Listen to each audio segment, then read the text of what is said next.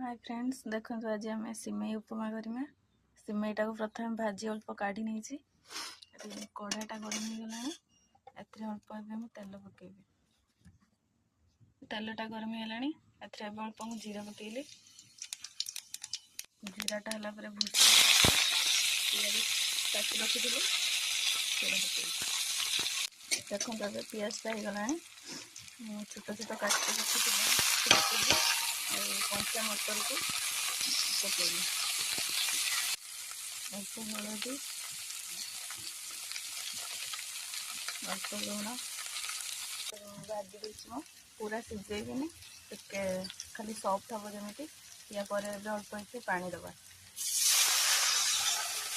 भल से फुटी जाइए। आम सिमई पकेबा। भाजी रखी अल्प सिमई जो पकेबा। देखो सिमईटा फुटी आसला। देखु एमर सिमई उपमा रेडी हो गला।